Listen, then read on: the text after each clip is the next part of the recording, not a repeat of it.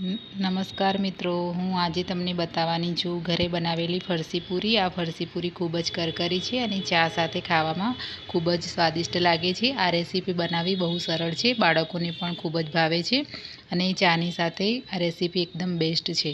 તો તમને આવી ઘરગથ્થુ અને દેશી રેસીપી જો ગમતી હોય તો વિડીયોને લાઇક કરો અને ચેનલને સબસ્ક્રાઈબ કરવાનું ભૂલશો નહીં. તો ચાલો આજે આપણે શરૂ કરીશું રેસીપી.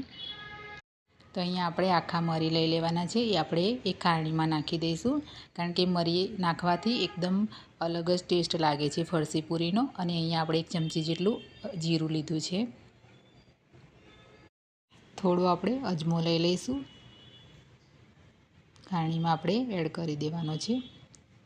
હવે બધો મસાલો આપણે ખારણીમાં અધકચરો કૂટી લઈશું.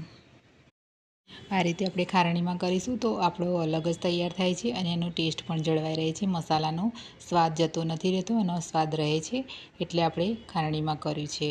તો તમે મિક્સરમાં કરશો તો એકદમ ઝીણું એવું તૈયાર થઈ જશે, તો સ્વાદ નહીં આવે. એટલા માટે આપણે આ રીતે કરશો, મસાલાનો સ્વાદ જળવાઈ રહેશે. તો આ તૈયાર છે, તો આપણે હવે એને સાઈડ કરી દઈશું. અહીંયા મેં લીધો છે 500 ગ્રામ જેટલો મેદાનો લોટ. તમે ઘઉંનો પણ લોટ લઈ શકો છો, પણ મેદાના લોટની પૂરી એકદમ અલગ જ તૈયાર થાય છે. તો મેં અહીંયા મેદાનો લોટ લીધો છે. હવે આપણે એની અંદર કૂટેલો બધો મસાલો એડ કરી દેવાનો છે. આ રીતે ફરસી પૂરી બનાવવામાં સમય પણ વધારે નથી લાગતો અને જલ્દી પણ તૈયાર થઈ જાય છે. અને આપણે સ્વાદ પ્રમાણે મીઠું એડ કરી દેવાનું છે. મીઠાનું પ્રમાણ તમારે જેટલું રાખવું હોય એ પ્રમાણે તમે સ્વાદ પ્રમાણે એડ કરી શકો છો. અહીંયા આપણે મોણ કરવા માટે આપણે તેલ લીધું છે. મેં 1 વાટકી જેટલું લીધું છે 500 ગ્રામ લોટમાં. હવે તેલને બરાબર મિક્સ કરી લેવાનું છે. એક સરખું આપણે મિક્સ કરીશું આ રીતે. હવે થોડો લોટ આપણે હાથમાં લેવાનો છે અને કેવું મોવણ રાખવાનું એ આપણે જોઈ લઈશું. તો આ રીતે આપણે મુઠ્ઠી વારવાની છે અને આ રીતનું જે તૈયાર થાય છે અને આ રીતે તૂટી જાય એ પ્રમાણે આપણે મોણ રાખવાનું છે. આ રીતે રાખશો તો તમારી પૂરી એકદમ ખસ્તા એવી તૈયાર થશે. આ વાતનું જરૂરથી ધ્યાન રાખશો. તો મોણ તૈયાર છે આપણું. તો આપણે હવે પાણી લેવાનું છે અને આપણે લોટની અંદર વધારે નથી નાખવાનું, આ રીતે છાંટવાનું જ છે ફક્ત. અને થોડું થોડું જ પાણી આ રીતે છાંટીને જ આપણે લોટ બાંધવાનો છે.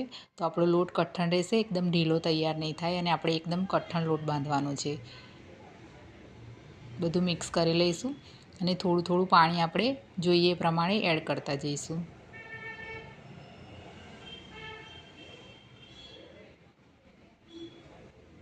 હવે લોટને આપણે બરાબર મસળી લઈશું હાથથી અને આપણે આ રીતે તૈયાર કરી લઈશું. અને આપણે એને ઉપરથી એકદમ મુલાયમ કરવા માટે આપણે 1 ચમચી જેટલું તેલ એડ કરીશું અને આપણે એને બરાબર મિક્સ કરી લઈશું આ રીતે.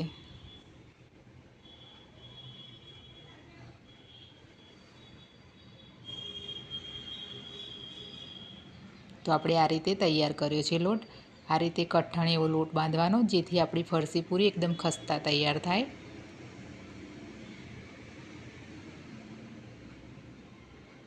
તો આપણો લોટ તૈયાર છે, તો આપણે એને હવે ઢાંકીને 10 મિનિટ માટે મૂકી દેવાનું છે.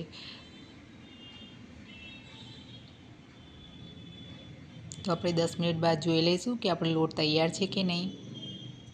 તો અહીંયા આપણો લોટ એકદમ એવો સરસ એવો પૂરી બનાવવા માટે તૈયાર છે. હાથથી આ રીતે આપણે એના રોલ વારી લઈશું. આ રીતે ફરસી પૂરી બનાવશો તો એકદમ બહાર જેવી ખારી બિસ્કિટ જેવી આપણી ફરસી પૂરી તૈયાર થાય છે ફ્રેન્ડ્સ. તો તમે એકવાર આ જરૂરથી બનાવશો. અહીંયા આપણો રોલ તૈયાર થઈ ગયો છે. તો આપણે એને આ રીતે કટ કરી લેવાનો છે. આ રીતે નાની સાઈઝમાં આપણે એના ટુકડા કરી લઈશું. હવે આપણે નાની સાઈઝના આ રીતે લુઆ બનાવી લઈશું. બધા લુઆ આપણે તૈયાર કરી લઈશું. તો અહીંયા આપણે બધા બનાવીને તૈયાર કરી લીધા છે. આપણે હવે એને સાઈડ કરી દઈશું અને આપણે આ રીતે લઈ લેવાનું છે અને આપણે એને વણી લઈશું. ફરસી પૂરી બનાવવી હોય ને તો આપણે ફરસી પૂરીને આપણે જાડી વણવાની છે, એને એકદમ પતલી નથી બનાવવાની. આપણે એકદમ જાડી બનાવીશું. તો આપણે આ રીતે જાડી રાખવાની છે. બહુ પતલી બનાવશો તો એકદમ ચપટ થઈ જશે અને એકદમ તરત જ લાલ થઈ જશે. એટલા માટે આપણે આ રીતે જાડી બનાવવાની છે. હવે આપણે પૂરી આપણી ફૂલે નહીં એટલા માટે આપણે એની પર આ રીતે ચમચીથી કાણા પાડી લેવાના છે. તો આપણે આ રીતે કરીશું તો પૂરી આપણી ફૂલશે નહીં ને એકદમ ખસ્તા તૈયાર થશે. તો આપણે બધી પૂરી આપણે આ રીતે તૈયાર કરી લીધી છે. બધી પૂરી આપણી તૈયાર છે. તો આપણે હવે એને સાઈડ કરી દઈશું. અહીંયા આપણે મીડિયમ ગેસ ઉપર તેલ ગરમ કરવા મૂકી દીધું છે. તો બધી પૂરી આપણે એની અંદર એડ કરતા જઈશું અને આપણે મીડિયમ ગેસ જ રાખવાનો છે. જો વધારે હાઈ ફ્લેમ પર તમે તળશો તો તમારી પૂરી તરત જ લાલ થઈ જશે અને અંદરથી કાચી રહી જશે. એટલા માટે આપણે મીડિયમ ગેસ ઉપર એને તળવાની છે અને સમય લાગે છે 3 મિનિટનો તૈયાર થતાં.